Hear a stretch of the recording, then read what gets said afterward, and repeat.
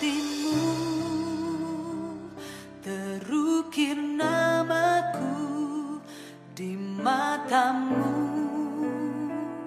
terlukis wajahku, bukan karena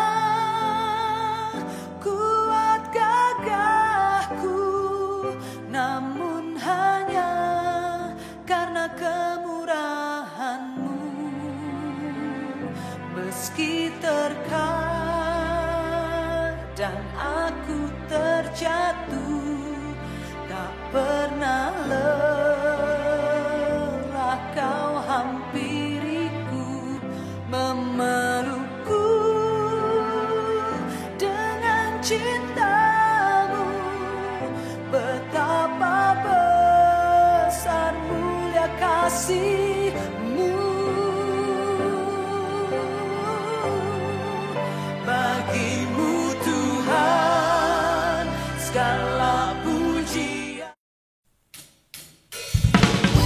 Shalom saudaraku, setiap umat yang diberkati Tuhan, amin. Sekalipun tidak terlihat, kita harus percaya ada penyertaan Tuhan yang sempurna, ada kasih setia Tuhan. Haleluya. Katakan kasih setiamu Tuhan. Kasih setiamu nyata bagiku, hikmat kebajikan tersedia bagiku. Sebab Allah sanggup limpahkan segalanya, dan anugerahnya sangat besar bagiku.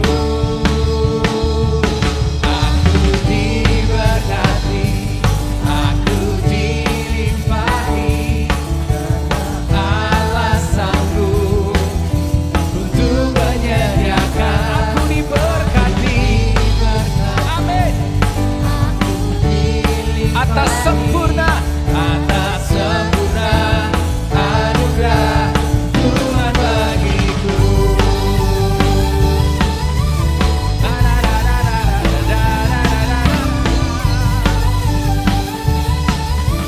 Sekali lagi katakan kasih setiamu Tuhan. Kasih setiamu nyata bagiku, hikmat kebajikan tersedia bagiku. Katakan sebab Allah sanggup limpahkan segalanya,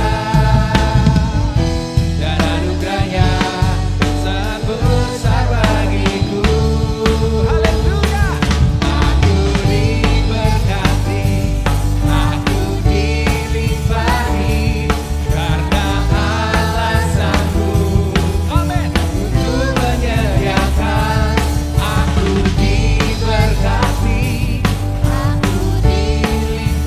Atas sempurna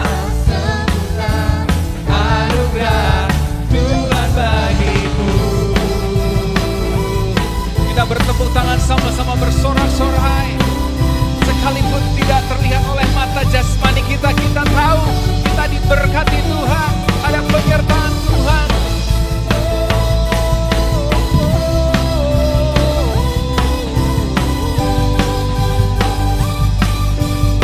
Sebab Allah kita sanggup, amin.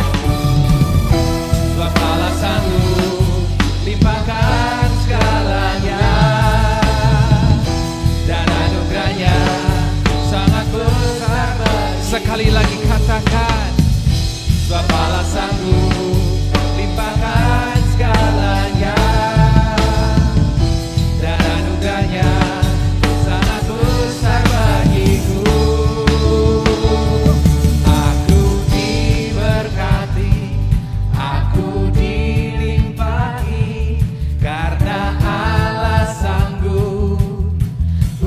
Menyediakan. Aku diberkati.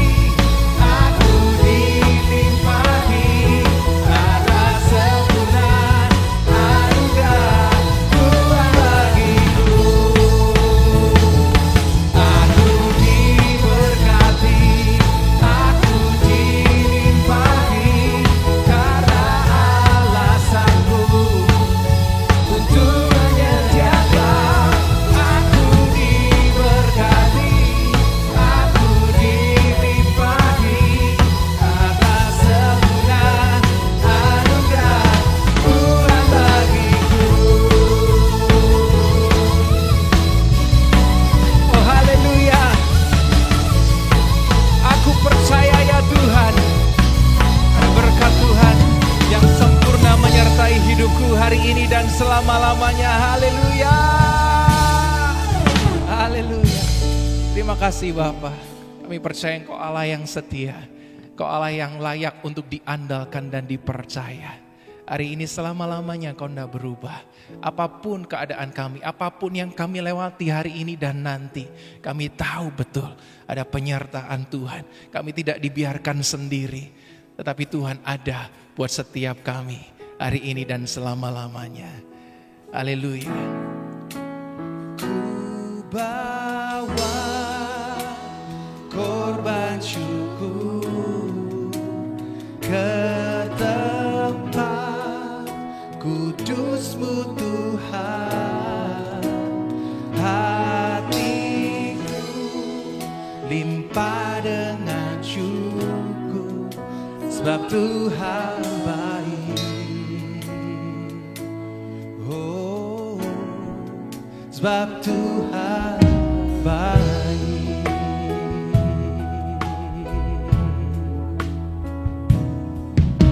Saat ku masuk ke hadirat-Mu, ku tersungkur dan sembah-Mu.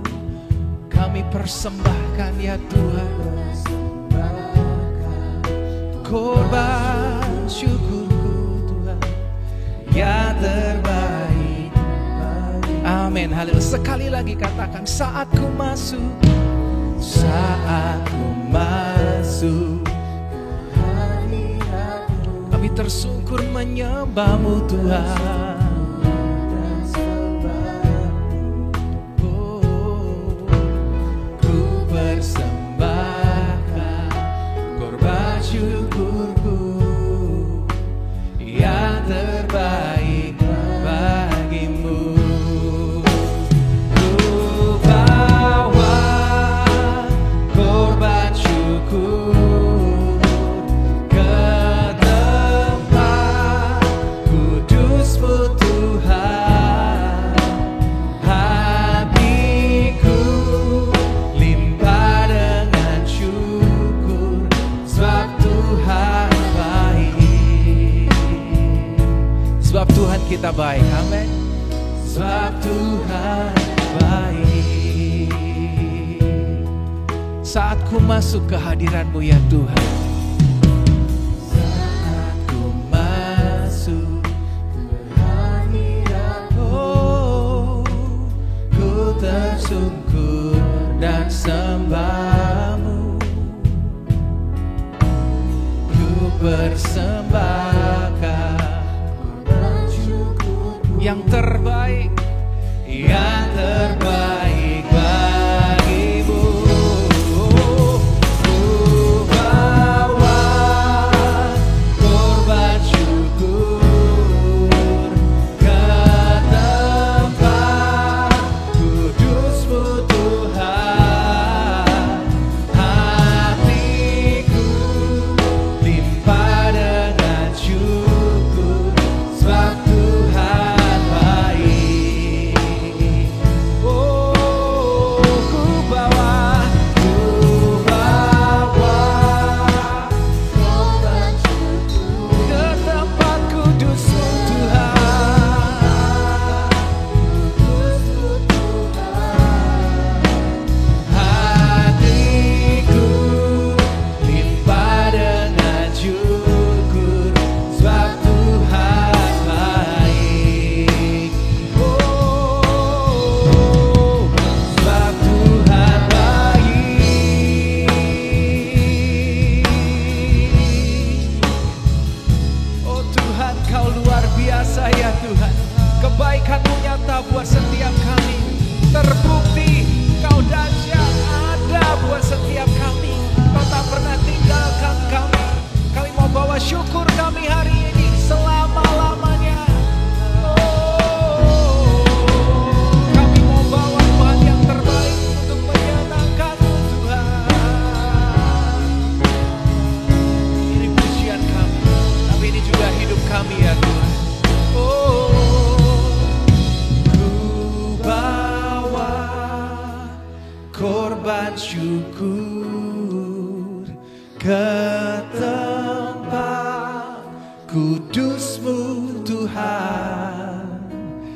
hatiku limpah dengan syukur, sebab Tuhan baik. Sebab Tuhan baik. Sebab Tuhan baik. Oh, kami bawa syukur kami. Ku bawa korban syukur ke tempat kudus-Mu Tuhan. Hatiku limpah dengan syukur, sebab Tuhan baik. Ku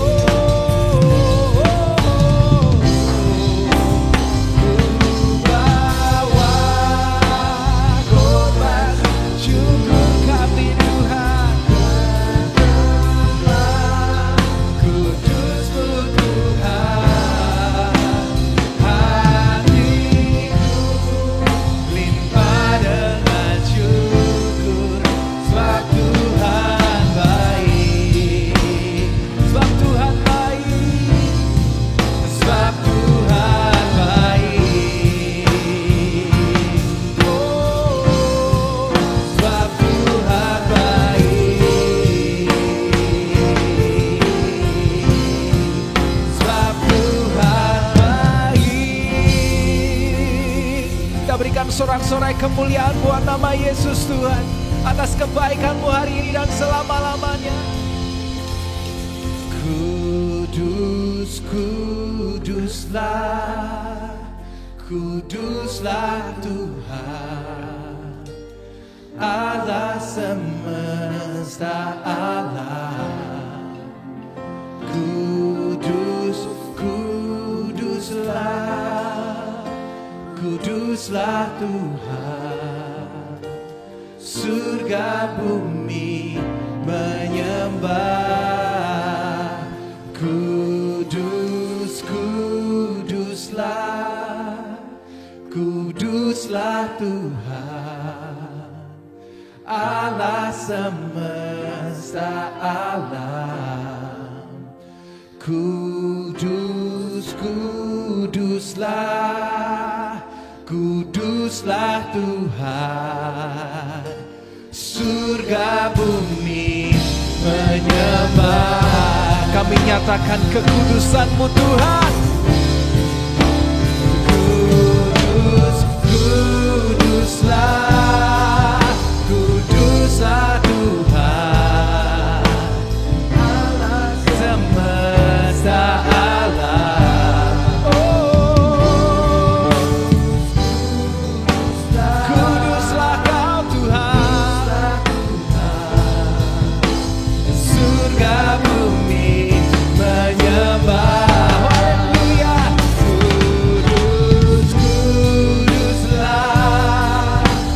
kuduslah Tuhan, Allah, Allah semesta alam. Oh, kudus, kuduslah,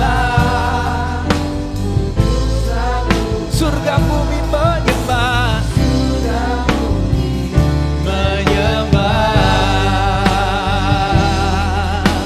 Surga bumi menyembah. Surga bumi menyembah.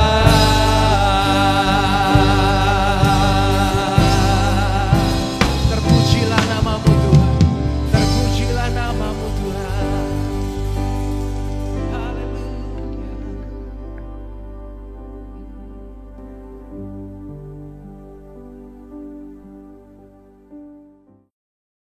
Shalom saudaraku, saya masih merasa bersyukur karena kita masih dapat melaksanakan ibadah walaupun secara online. Kemampuan atau kesempatan kita bisa beribadah sebagai tanda bahwa kita masih diberikan umur, masih diberikan kesempatan oleh Tuhan. Saya tidak tahu seberapa banyak teman-teman lain di luar gereja yang telah dipanggil Tuhan. Saya mendengar banyak pendeta yang berpulang karena COVID ini. Jadi saudara dan saya jika masih ada, itu adalah tanda kemurahan Tuhan buat kita untuk menggunakan kesempatan yang ada. Mari kita gunakan kesempatan dengan baik. Pujian yang tadi kita sudah dengar, bagaimana kita diberkati Tuhan dengan penyertaannya. Pujian tadi juga mengajak kita untuk membawa korban syukur kepadanya. Saudaraku, mari sebelum kita masuk pada firman Tuhan, saya mengajak saudara untuk berdoa. Minta pimpinan Tuhan, agar Tuhan memberikan hikmat, supaya kita mampu memahami dari firman, dan supaya hambanya mampu menyampaikan firman dengan secara gamblang, secara mudah dipahami. Mari kita tutup kepala dan berdoa. Bapak Surgawi, sekali lagi kami datang, dan kami selalu datang kepadamu. Khususnya pada saat kami ingin menyampaikan kebenaran-Mu Tuhan, kebenaran firman Tuhan. Mohon Roh Kudus memberikan kami hikmat semua jemaat-Mu yang mendengar firman, dan memampukan hamba untuk menyampaikan firman dengan cara yang sederhana dan mudah dimengerti, sehingga kami dapat faham dan mentaatinya juga. Roh Kudus menggenapi, menjawab doa kami. Dalam nama Yesus kami berdoa. Amin. Melalui pandemi ini kita masih terus belajar banyak hal yang perlu kita pelajari. Kita sudah dengar khotbah, tema-tema bertema belajar. Untuk kali ini kita belajar untuk mengucap syukur. Gambar yang tertera pada khotbah ini adalah gambaran bagaimana seorang kusta dari 10 orang datang sendiri, tersungkur di kaki Tuhan sebagai rasa syukurnya kepada Tuhan karena menyembuhkan dia. Nah, untuk itu saya mengajak saudara membuka firman Tuhan dalam Lukas pasal yang ke-17 ayat 11 sampai ke-19. Demikian cerita firman Tuhan tentang 10 orang kusta. Dalam perjalanan Yesus ke Yerusalem, Yesus menyusur perbatasan Samaria lalu ke Galilea. Ketika Yesus memasuki suatu desa, datanglah 10 orang kusta menemui Yesus. Perlu Anda tahu Bapak Ibu sekalian, orang-orang kusta pada saat itu tidak boleh mendekati orang yang sehat. Jadi mereka berdiri saja dari kejauhan. Lalu mereka berteriak-teriak, "Yesus Guru, kasihanilah kami." Ya, mungkin karena sudah terlalu lama mereka berada di kampung itu, dihindari orang, dikucilkan orang, dihindari keluarga. Karena orang-orang yang kena kusta, pertama dianggap kena kutuk, dan kedua, kusta itu menular kepada yang lain. Lalu Yesus memandang mereka, siapapun mereka tetap berharga di mata Tuhan. Yesus memandang, Yesus merespon dan berkata, "Pergilah, perlihatkanlah dirimu kepada imam-imam, supaya imam menunjukkan apakah engkau itu layak kembali ke masyarakat atau engkau tidak karena kesembuhan." Dan sementara 10 orang itu berjalan ya di tengah-tengah mereka, di tengah-tengah jalan maksud saya, mereka menjadi tahir. Ayat 15 dan 16 di tekanan saya. Seorang dari mereka, dari 10 orang itu, ketika melihat bahwa ia telah sembuh, ia kembali sambil memuliakan Allah dengan suara yang sangat nyaring. Lalu dia datang menghampiri Yesus. Yang lain mungkin berjalan terus, dia balik. Dia menemui Yesus dan tersungkur di kakinya dan mengucap syukur kepada Yesus. Orang itu bukan orang Israel, bukan orang Yahudi, ia orang Samaria. Lalu Yesus berkata, "Bukankah yang kusembuhkan 10 orang? Ya, bukankah 10 orang itu yang tahir? Di mana yang 9 orang itu?" Dengan kata lain, kenapa cuma 1 yang datang? Tidak adakah di antara mereka yang kembali untuk memuliakan Allah? Atau dengan bahasa saya, tidakkah di antara mereka semuanya bersyukur kepada Tuhan? Selain hanya orang asing ini, kan orang Samaria dianggap bukan orang Yahudi, bukan umat Allah, dianggap asing. Lalu Yesus berkata kepada orang itu, "Berdirilah, pergilah. Imanmu bukan saja menyembuhkanmu, tapi telah menyelamatkan engkau." Saudaraku, ternyata kalau melihat cerita ini, betapa sulitnya untuk memiliki hati berterima kasih. Hati bersyukur, itu sebabnya saya memberikan tema belajar untuk mengucap syukur.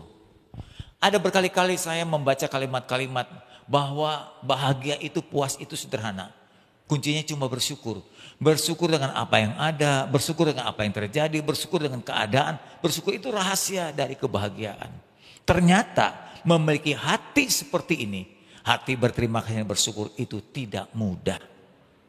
Dari cerita Injil Lukas 17 tadi, 10 orang yang disembuhkan, hanya 1 yang kembali bersyukur. Artinya hanya 1 yang tahu bersyukur dari 10 orang. Jadi betapa banyaknya, 90% dari jumlah manusia di bumi ini nampaknya itu sulit bersyukur. Orang yang dapat bersyukur itu artinya dia menghargai kebaikan Tuhan. Kebaikan-kebaikan Tuhan yang bentuknya kecil sampai yang besar itu dihargai, dihormati, disyukuri. Orang yang punya hati bersyukur pasti bisa menguasai diri dari keserakahan. Kalau dia bisa mensyukuri hal kecil, untuk apa dia harus serakah dengan hal-hal besar? Kalau dia sudah berusaha dapatnya segitu, untuk apa dia merebut hak orang? Jadi orang yang bersyukur dapat menguasai diri dari keserakahan. Dan orang yang bersyukur tidak mudah iri terhadap milik orang lain. Rumah orang lain, kendaraan orang lain, keluarga orang lain, dia syukuri, Tuhan aku bersyukur dengan keluarga yang ada, dengan anak-anak yang ada, dengan suami yang ada, dengan apa yang ada. Walaupun keadaan kami tidak seperti orang lain. Kadangkala kita ini hanya mampu melihat dari luar. Kalau kita lihat ada orang kaya, orang hebat, tapi kita belum tahu keadaan dalamnya. Jadi syukuri saja apa yang kita miliki dari Tuhan. Saudaraku, kita coba belajar dari seorang pengemis yang menyadarkan seorang yang tidak tahu bersyukur. Kalau orang punya sepeda, biasanya kalau sudah punya sepeda gak puas, ingin punya motor. Motor pun ingin yang terbaik. Sudah punya motor, bosan ingin punya mobil. Dari mobil yang biasa, kijang, sedan, sampai ingin Ferrari, kalau perlu Rolls Royce. Sudah punya Rolls Royce, ingin punya pesawat pribadi karena teman-teman punya pesawat. Coba lihat artis-artis Hollywood, mereka berlomba untuk mendapatkan seperti orang lain dapatkan. Begitulah manusia, sulit untuk bersyukur dengan apa yang ada. Saya teringat dengan sebuah cerita. Ada seorang putri tunggal, anak orang kaya. Ayah dan ibunya dua-dua pengusaha. Jadi dua-duanya aktif mencari nafkah. Akhirnya anak ini tidak mendapat waktu yang cukup dari kedua orang tua. Dari kecil sudah sering ditinggal sampai usia 17 tahun, ketika dia ulang tahun yang ke-17. Ayah ibunya pun tidak di tempat. Malam hari ada, besok sudah pergi lagi ke luar negeri. Malam hari ternyata ayah dan ibu itu menulis surat dan memberikan satu kepok uang untuk dia rayakan ulang tahun bersama teman-temannya. Malam hari dia taruh di tempat tidurnya, dia bilang, putriku, papa mama minta maaf karena ada pekerjaan yang tidak bisa ditinggalkan. Papa mama harus pergi ke luar negeri, tidak bisa menemani engkau merayakan ulang tahunmu yang ke-17. Nah, bla bla bla bla bla, kata-kata lain. Anak ini sangat kecewa sekali. Karena itu begitu banyak dia dikecewakan orang tua, ditinggalkan orang tua, dia merasa sendiri-sendiri begitu. Lalu dia berkata, apa gunanya saya kaya? Orang tuaku kaya, tapi aku tidak dapat perhatian dan kasih sayang yang cukup. Bahkan di ulang tahunku yang ke-17 pun mama papaku tidak bersamaku. Kecewaan demi kecewaan menumpuk, tak tahu bagaimana, tiba-tiba muncul niat ingin mengakhiri hidupnya. Dia berkata, buat apa saya hidup? Tuh biasanya begitu ya saudara, anak muda suka pendek pikirannya. Dia berjalan-jalan keluar sampai dia melewati satu jembatan penyeberangan. Nah, timbulan niat tiba-tiba, ya entah orang berkata suara setan kali gitu ya. Tiba-tiba muncul suara di telinganya, udah bunuh diri aja gitu, bunuh diri. Tuh lompat dari jembatan penyeberangan. Nah dia sudah mulai lihat kiri kanan, wah enggak terlalu sulit ya untuk bunuh diri gitu ya. Jatuh, rasa sakit sedikit langsung sudah enggak menderita lagi, sudah enggak kecewa lagi. Ketika dia mulai memanjatkan kakinya ya ke atas besi-besi jembatan penyeberangan, tiba-tiba di sebelahnya tanpa dia tahu ada pengemis. Pengemis itu pengemis yang tidak punya tangan, tidak punya telapak kaki gitu ya. Pengemis itu langsung berteriak dan berkata, Dia berkata begini, untuk apa kamu lakukan ini? Kenapa sampai begitu putus asa? Begitu. Bukankah hidupmu begitu berharga? Dari penampilan kamu baik, kamu cukup. Lalu akhirnya atas nasihat dari pengemis ini, si remaja itu mengurungkan niatnya. Dan akhirnya berbicara ngobrol dengan pengemis itu. Betapa kagetnya sang remaja ketika melihat pengemis itu tidak punya telapak tangan. Kaki pun tidak punya telapak. Dia berkata, kenapa kamu kecewa? Dari hasil pembicaraan dia berkata, aduh kamu mesti bersyukur. Kamu punya sepatu bagus dan mahal, masih punya telapak kaki. Kamu punya cincin yang mahal, kamu masih punya jari. Andaikan saya, dia berkata, saya punya sepatu yang mahal pun percuma karena saya tidak punya telapak kaki. Dia tunjukkan kakinya, telapak kaki tidak ada. Andaikan ada orang memberikan cincin kepadaku, aku pun tidak bisa mengenakan karena aku tidak punya tangan. Betapa lebih beruntung kamu daripada aku. Walaupun keadaanku seperti ini, tidak punya tangan, tidak punya kaki, aku masih berjuang untuk hidup. Aku tidak ingin mengecewakan Tuhan. Aku tidak ingin mengecewakan orang-orang yang pernah melahirkanku. Aku ingin memberikan inspirasi kehidupan bagi banyak orang. Saudaraku, akhirnya wanita itu, remaja itu menjadi malu. Dan dia terbangkitkan. Dia bilang, aku jauh lebih beruntung daripada pengemis itu. Saudaraku, memang seharusnya begitu. Ya, seharusnya begitu. Kita harus berkata, bersyukurlah kalau masih punya jari, bersyukur punya kaki, walaupun gak punya sepatu bagus, walaupun gak punya cincin berlian, masih punya jari yang bagus, yang dapat kita gunakan untuk menulis, ya, untuk mengetik, untuk macam-macam bermain musik, untuk melangkah, untuk berjalan. Kita masih bisa bersyukur karena tubuh kita baik, sehat dan utuh. Syukurilah keadaan kita, ya, seperti kata pengemis itu. Nah, saudaraku, apa yang patut kita syukuri dari pelajaran hari ini? Saya tidak berikan banyak, 2 saja yang terbesar. Kita patut mensyukuri 2 hal besar. Yang pertama, kita syukuri bahwa tiap hari Tuhan tidak lupa. Tidak lupa, kalau Tuhan lupa saja kita lewat. Tuhan tidak lupa memberikan umur kepada kita. Tuhan tidak lupa menyambung nyawa kita. Karena sepanjang malam kita gak sadar. Kalau Tuhan lupa aja memberikan nyawa, udah bablas kita. Jadi dingin, jadi beku, jadi jasad, jadi mayat. Kalau pagi hari dia masih ingat, bayangkan miliaran manusia. Dia ingat memberikan sambungan nyawa kepada setiap makhluknya. Dan juga termasuk kita. Dia berikan kita kekuatan. Ketika pagi hari kita ngulet dan berkata, haleluya, begitu bunyinya. Gitu ya, haleluya, puji Tuhan. Kita hirup oksigen dengan gratis. Dengan cuma-cuma kita bisa kembali lagi bergerak. Bersyukur walaupun mungkin kita nggak dapat uang banyak. Nah, di dalam kitab Ulangan Tuhan mengingatkan umatnya, pasal 8 ayat 11 sampai 13. Hati-hatilah supaya kamu jangan melupakan Tuhan.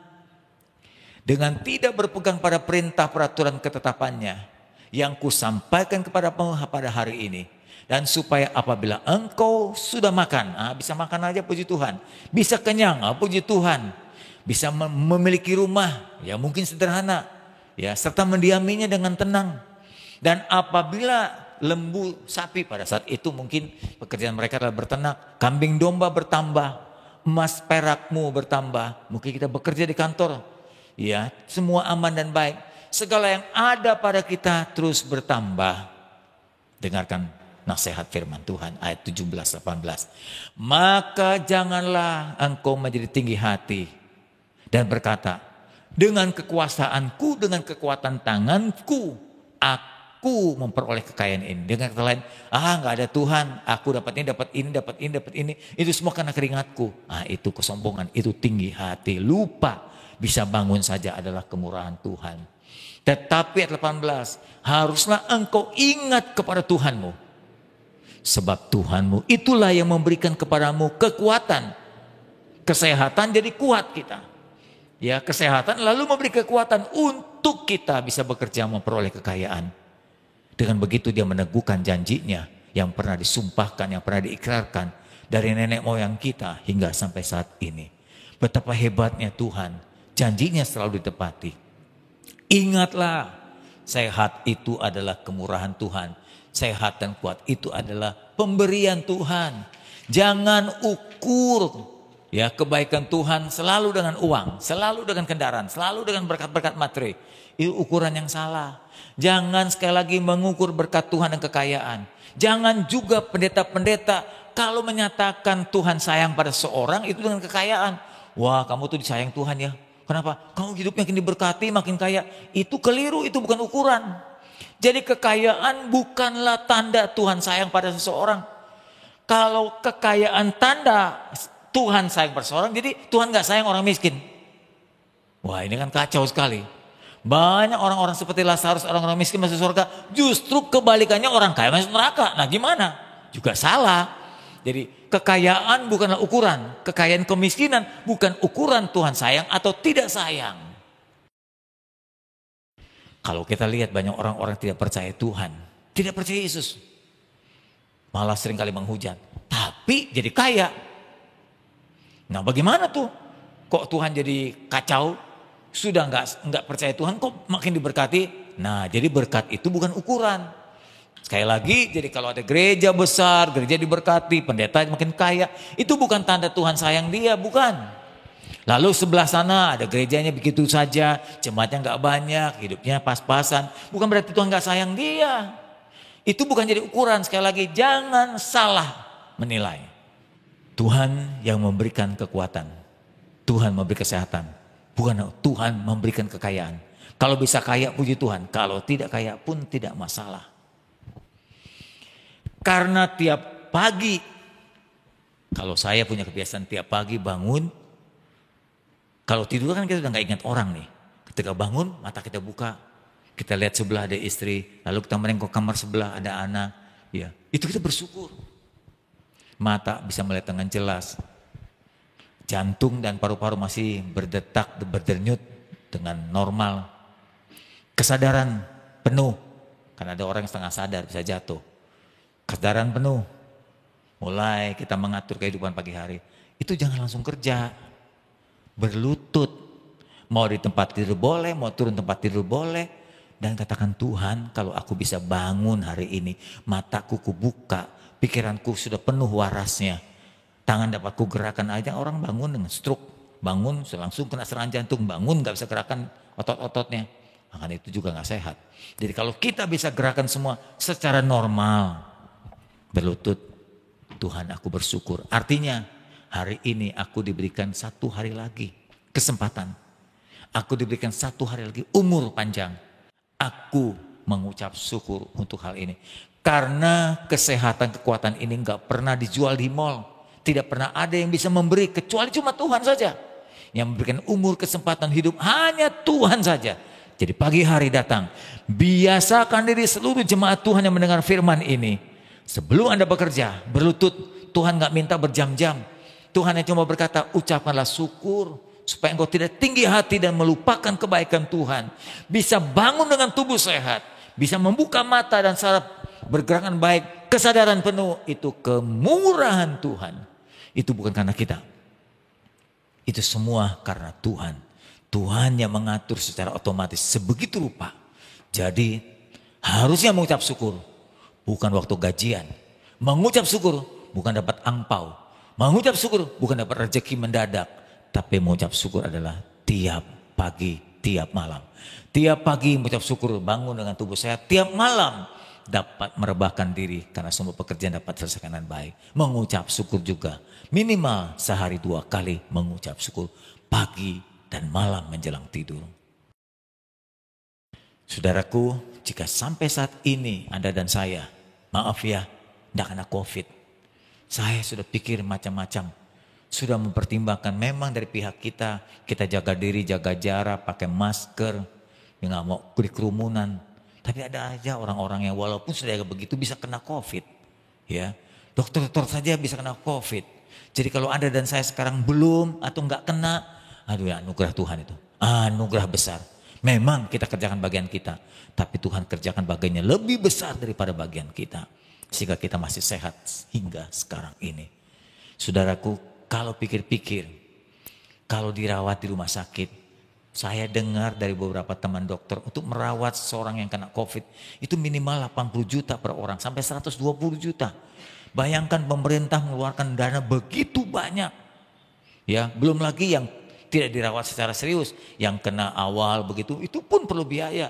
Jadi sehat itu mahal. Kekuatan kesehatan dari Tuhan itu mahal. Tiap hari Tuhan gak pernah lupakan, berpuluh-puluh tahun sesuai umurmu saudara. Tuhan jaga saudara hingga sampai saat ini. Coba hitung berapa jumlah biaya yang Tuhan keluarkan. Berkat yang kedua. Selain kesehatan, berkat besar yang Tuhan berikan adalah keselamatan. Keselamatan itu nampaknya gak begitu berarti. Karena saat ini kita butuhnya makan, cen, duit itu. Tapi kita gak pernah pikirin, selamat penting atau enggak. Coba nanti, satu saat, kalau kita nanti pulang ke seberang sana, keselamatan begitu berharga.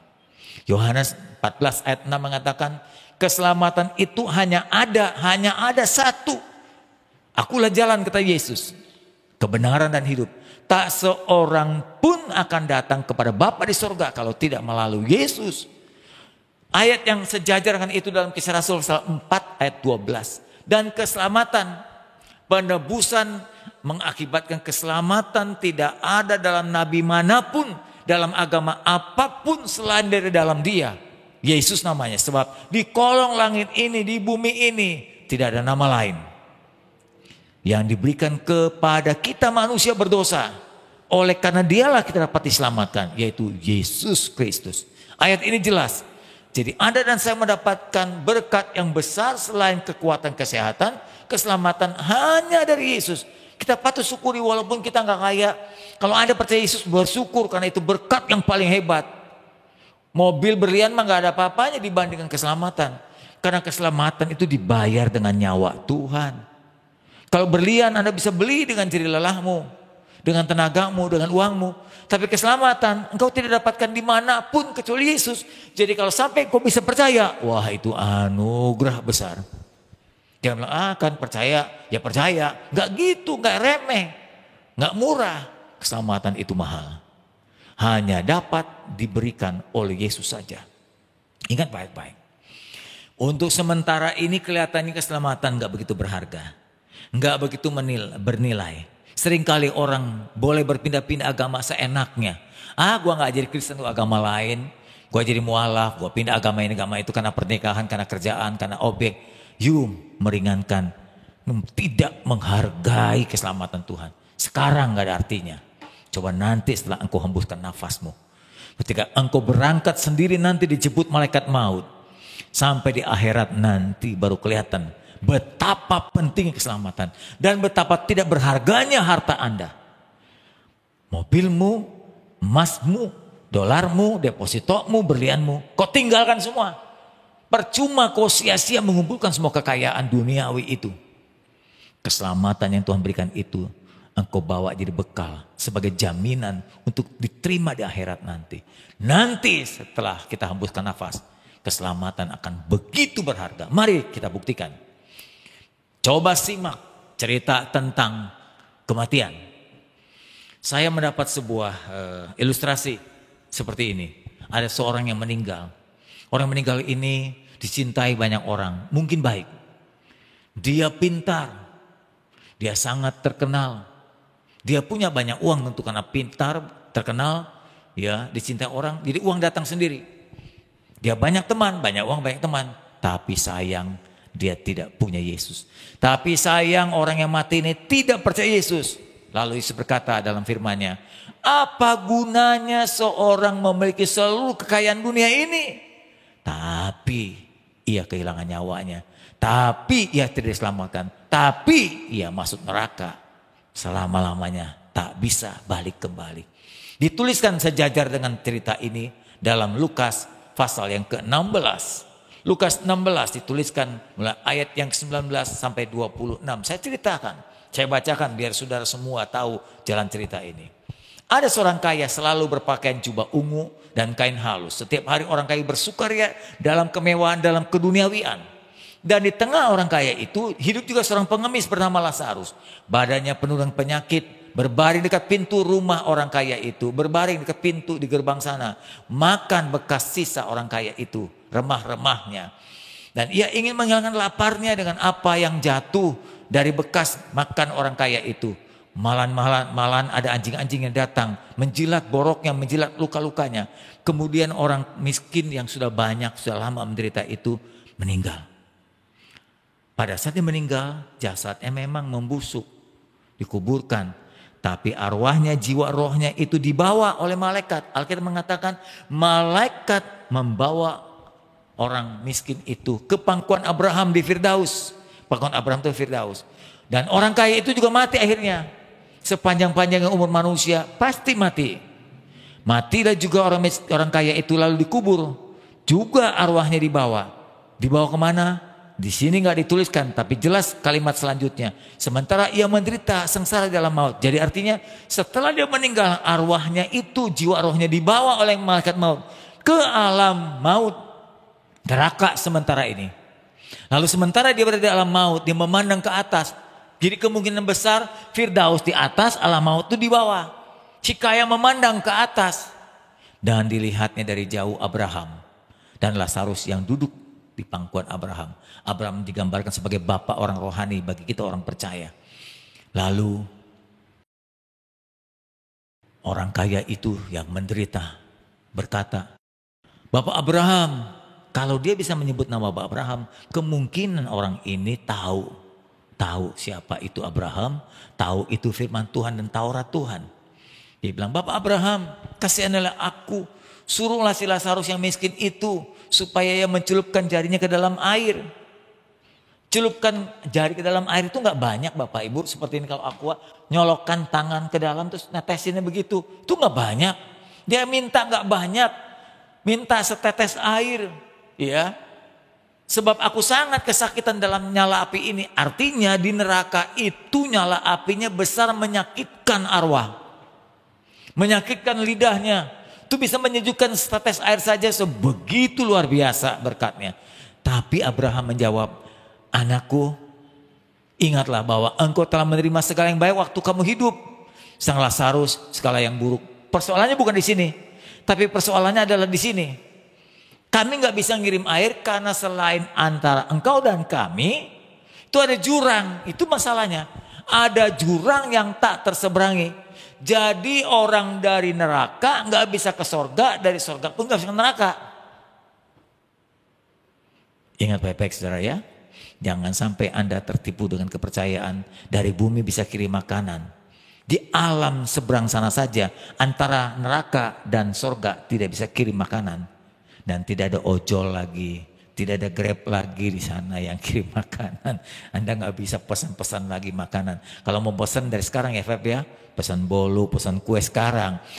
Nanti di sana nggak ada pesan-pesan lagi.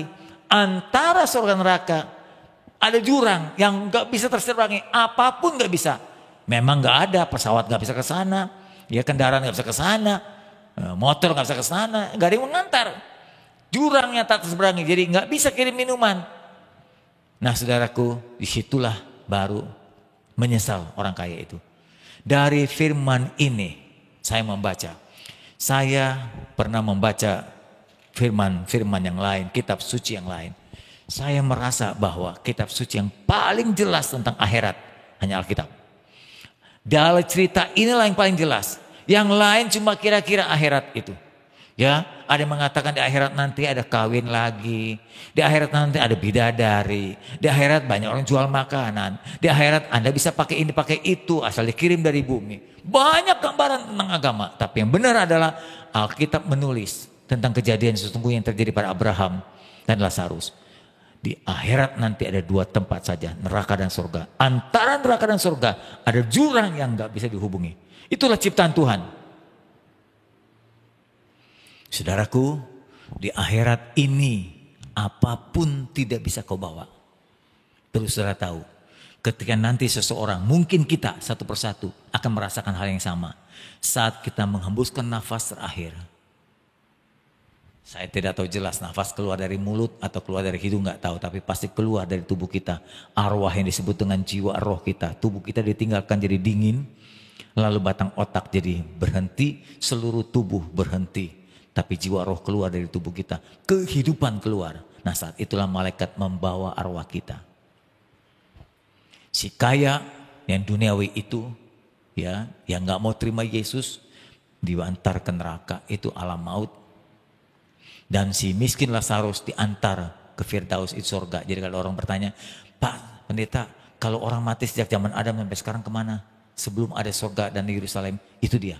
Kalau neraka namanya alam maut, kalau surga namanya Firdaus. Sudah ditempatkan sejak zaman Adam. Tidak ada arwah yang gentayangan.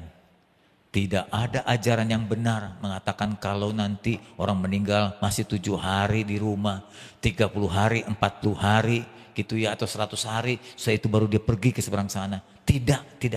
Karena dasar Alkitabnya ada. Alkitab mengatakan begini, di dalam Lukas 23 ayat 42-43. Lalu Yesus berkata kepada orang di sebelahnya ketika dia disalibkan bertiga. Yang dua itu penjahat, Yesus yang tidak berdosa. Lalu orang itu salah satu penjahat yang bertobat. Dia berkata, Yesus ingatlah akan aku. Apabila engkau nanti datang lagi. Dia percaya Yesus akan datang lagi sebagai hakim. Lalu kata Yesus kepada seorang penjahat yang bertobat itu, aku berkata kepadamu, sesungguhnya hari ini. Nah, hari ini tekanan itu. Hari ini itu adalah hari yang tidak tertunda. Tidak 7 hari, tidak 30 hari, 40 hari, 100 hari, enggak. Hari ini juga engkau bersama aku akan ke Firdaus. Untuk khusus penjahat yang bertobat ini Tuhan yang mengantar. Yesus sendiri mengantar. Untuk yang lain malaikat yang menjemput. Hari ini juga artinya dengan kalimat ini. Setiap orang yang mati langsung dibawa ke akhirat. Si kaya dari cerita ini meminta 2 hal. Yang pertama tadi kita sudah baca, dia minta setetes air karena menderitanya di neraka. Setetes air. Yang kedua, di dalam ayat ke-27-28, dia minta karena dia tahu begitu pengalaman yang pahit, pengalaman yang menderita, pengalaman yang sangat menyesakan, pengalaman yang sangat menyiksa. Dia mohon supaya Abraham mengirim Lazarus. Peringatkan dan injili 5 saudaranya di bumi yang masih hidup. Jangan sampai 5 saudaranya mengalami seperti dia. Dia kasihan dengan saudaranya. Dia kasihan dengan orang tuanya. Permintaannya dua-duanya tidak bisa dikabulkan. Yang pertama tidak bisa dikabulkan karena ada jurang yang tak terseberangi. Permintaan yang kedua karena sudah ada Injil Tuhan. Sudah ada berita firman Tuhan. Si kaya ternyata kayanya cuma di bumi. Tapi waktu dia ke seberang sana, setetes air pun dia gak dapatkan. Kalau memang orang kaya bisa membawa hartanya sampai ke bumi, dia bisa beli pabrik aqua di alam neraka. Dia bisa beli pabrik air yang lain untuk bisa cadangan minuman dan makan buat dia.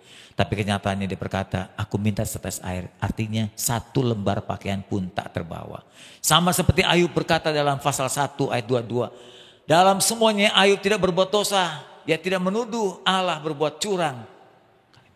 Dia berkata lagi lebih jauh. Dengan telanjang aku datang ke bumi ini. Dengan telanjang aku pulang juga ke dalam ribaannya. Aku datang dengan tangan kosong, pulang dengan tangan kosong. Begitu kata firman Tuhan dalam Ayub. Saudaraku, saya teringat dengan batu nisan yang sejajar dengan hal ini. Untuk memperjelas kepada kita. Dituliskan di batu nisan. Tulisnya seperti ini. Apa yang ku cari tak pernah kutemukan. Jadi rupanya mungkin tulisan ini di batu nisan memberikan apa ya? Pengalaman bagi yang meninggal ini. Dan kata lain mungkin dia berkata gini, nanti kalau aku meninggal tolong tuliskan ini ya. Supaya orang yang melewati pusaraku disadarkan dengan pengalamanku. Aku mencari-cari, tak pernah kutemukan. Aku kumpulkan, tak bisa kubawa waktu aku mati. Tapi ketika aku sadar, insaf dan bertobat. Aku berikan bagian hidupku. Aku berikan sisa hidupku. Aku berikan apa yang kupunya kepada Tuhan. Justru itu menjadi diri lelah yang kubawa pulang. Jadi kalimatnya lebih jelas. Apa yang ku cari tak pernah kutemukan. Apa yang ku kumpulkan tak bisa kubawa. Apa yang kuberikan bagi Tuhan. Itu yang kubawa pulang. Saudaraku, melihat tulisan tadi, cerita tadi tentang akhirat. Ternyata kebutuhan di sorga sangat berbeda dengan kebutuhan di dunia ini. Kalau di dunia masih ada makan minum, Anda bisa pergi ke restoran, Anda bisa masak di rumah, Anda bisa beli ini dan itu. Tapi Alkitab mengatakan di Roma pasal 14 ayat 17. Di sana tidak ada makan minum lagi. Di sana tidak ada lagi makan minum karena sorga itu bukan makan minum, tapi tentang kebenaran, tentang Roh Kudus. Di sorga bukan lagi kawin mengawinkan, walaupun ada ajaran-ajaran mengatakan di sorga nanti ada bidadari. Tidak ada, itu cuma dongeng biasa, dongeng nenek-nenek tua.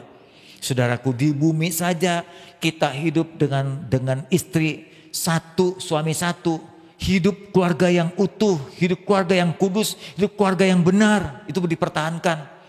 Apalagi di sorga, tempat yang suci. Alkitab mengatakan di sorga nanti tidak adalah kawin mengawinkan. Kita hidup seperti malaikat Tuhan. Kita hidup seperti malaikat Tuhan. Akhirnya saya menyampaikan pesan terakhir buat saudara sekalian. Kalau Tuhan sudah siapkan 2 berkat besar, hargai, hormati, pakai, terima sebaik mungkin. Dikatakan tadi permintaan si orang kaya. Tolong supaya panggil Lazarus, peringatkan 5 saudaraku yang masih belum percaya Yesus. Peringatkan saudaraku supaya dia jangan sampai masuk ke alam neraka ini. Tapi sekarang pertanyaannya, siapa yang mau memberitakan kepada orang-orang yang belum percaya? Siapa yang mau memperingatkan saudara-saudara kita yang belum percaya Tuhan? Kalau Anda dan saya tutup mulut terhadap Injil Tuhan, maka saudara yang membuat mereka binasa. Kecuali saudara sudah menceritakan berulang-ulang tentang Injil Tuhan, keselamatan kepada dia. Dia nolak terus menerusnya, itu urusan dia. Tapi kalau Anda tidak pernah menceritakan masa bodoh terhadap keselamatan orang lain, karena Anda tidak menghargai keselamatan itu mahal, Anda membinasakan orang itu. Anda membiarkan dia masuk neraka. Ayo, inilah kesempatan kita untuk memberitakan dengan sungguh-sungguh supaya jangan sampai saudara-saudara kita, famili kita, teman kita masuk ke api neraka yang mengerikan itu. Kalau orang sudah sampai ke sana, tidak bisa balik.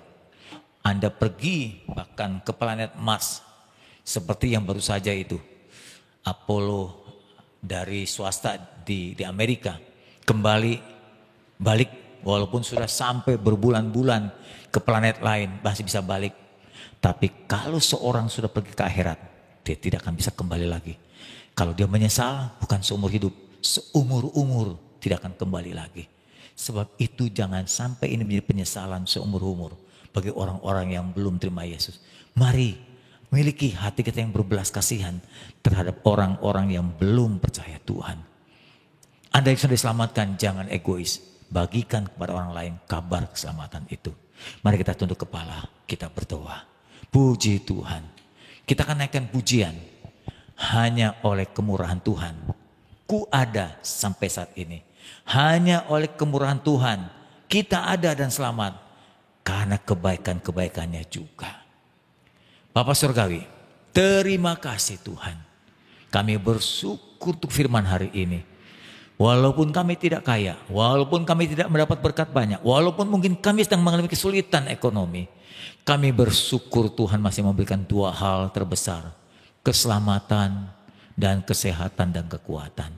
Keselamatan, kekuatan, kesehatan adalah berkat yang besar yang Tuhan berikan tiap saat. Hingga saat ini tidak pernah hentinya Tuhan berikan bagi kami.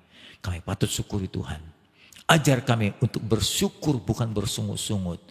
Karena kami punya tubuh yang utuh, kami kuat, bisa mencari nafkah, masih bisa kami mencari kehidupan. Terima kasih Tuhan. Hamba berdoa untuk semua jemaat Tuhan yang sedang mengalami kesulitan ekonomi, yang sedang berusaha, buat keistimewaan khusus buat mereka Tuhan. Berkati secara khusus, berikan berkat-berkat yang mendadak, berikan berkat-berkat pintu berkat baginya Tuhan supaya mudah mendapatkan rezeki. Tolong ya Tuhan, kami tahu keadaan pandemi semua sulit, tapi bagimu semuanya mungkin kalau Engkau mau. Tolong ya Tuhan, kemurahan-Mu turun atas semua jemaat yang memohon, yang mengangkat tangan saat ini. Kami berdoa untuk firman Tuhan dalam nama Yesus. Amin. Saudaraku, kalau kita hidup, itu kemurahan Tuhan. Kalau sampai hari ini kita masih hidup, itu karena kebaikan Tuhan. sepatutnya kita tiap hari, tiap kali mensyukuri seluruh kemurahan-kemurahannya.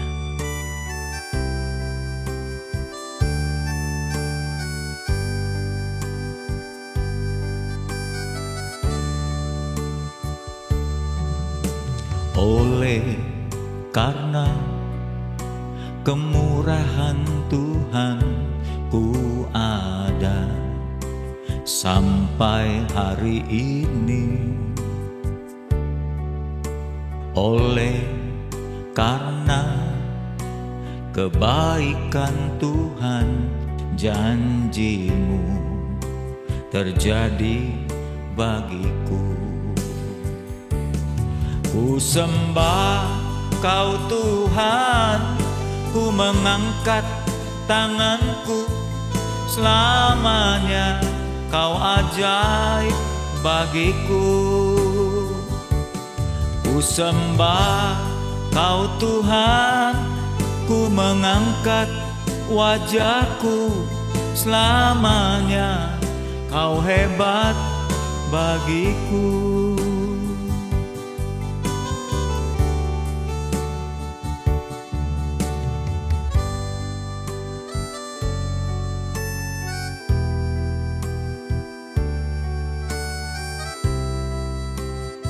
Dia berikan nafas, Dia berikan umur, Dia berikan kesempatan kita untuk berkarya dan bekerja, memenuhi, memakai kehidupan itu memberkati banyak orang. Syukurlah Tuhan, jika Engkau masih berikan kami waktu dan kesempatan. Oleh karena kemurahan Tuhan ku ada sampai hari ini.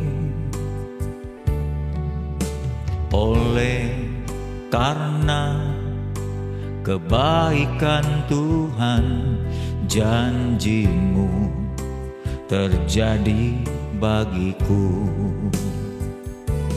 Ku sembah Kau Tuhan, ku mengangkat tanganku, selamanya Kau ajaib bagiku. Ku sembah Kau Tuhan, ku mengangkat wajahku, selamanya Kau hebat bagiku. Ku sembah Kau Tuhan, ku mengangkat tanganku, selamanya Kau ajaib bagiku. Ku sembah Kau Tuhan, ku mengangkat wajahku, selamanya Kau hebat bagiku. Selamanya Kau hebat bagiku, selamanya Kau hebat bagiku.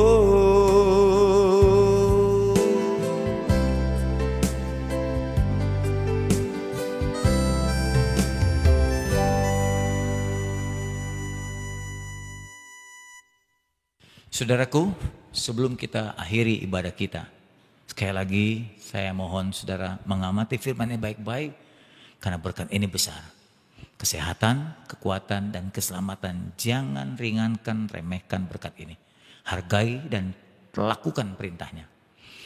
TMB tetap jadi berkat. Masih di pandemi seperti ini, masih beberapa jemaat kita yang masih membutuhkan pertolongan. Saudara jangan sukar yang sungguh-sungguh mau pertolongan, bicarakan sama sekretariat. Tapi bagi saudara yang sudah sanggup mencari nafkah, ya jangan bergantung kepada TMB lagi. Ya, kita berikan kepada yang sangat membutuhkan. Kedua, saudaraku, minggu depan adalah ulang tahun gereja GBI Plaza Pasifik yang ke-14 di tanggal 16. Walaupun jatuh temponya tanggal 18, kita rayakan tanggal 16. Namun karena pandemi, maka kita rayakan dengan cara online. Semua jemaat menyiapkan hati untuk bersyukur atas pemeliharaan Tuhan, 14 tahun bagi GBI Plaza Pasifik. Kiranya semua para pekerja juga menyiapkan diri. Mari kita tunduk kepala, kita berdoa. Bapa, kami berterima kasih untuk pemeliharaan Tuhan. Seperti firman-Mu hari ini, kesehatan, kekuatan, dan keselamatan yang Kau berikan kepada jemaat di Palem dan Kelapa Gading.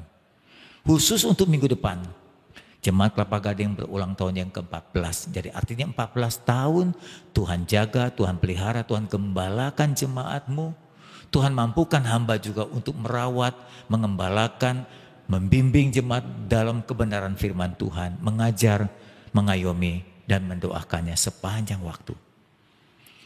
Biarlah kesempatan ini kami bisa memanfaatkan berkat Tuhan dengan rasa syukur yang tiada hentinya, sambil kami menceritakan berkat keselamatan itu kepada banyak orang yang belum mengerti tentang keselamatan. Sebab kalau sudah sampai di seberang sana di akhirat, orang tidak akan bisa kembali lagi. Kesempatan adalah sekarang ini ya Tuhan. Berikan kami kesempatan untuk menemui orang-orang yang membutuhkan kabar baik itu. Dan lunakkan hati mereka untuk mendengar Injil kebenaran Tuhan. Sekarang saatnya Tuhan, kami akan menutup ibadah kami. Marilah jemaat Tuhan angkat kedua tangan-Mu semua. Terimalah penyertaan berkat yang tiada henti. Karena kasih Bapa, kasih setia Bapa, dan cinta Yesus yang tiada hentinya. Pertolongan perlindungan Roh Kudus, Allah Tritunggal yang selalu menaungi kita, memberi kita kesehatan, kekuatan sepanjang waktu, dan melindungi kita setiap waktu, serta menjaga keselamatan kita sampai nafas kita terakhir. Selalu menyertai kita sekarang sampai selama-lamanya. Amin.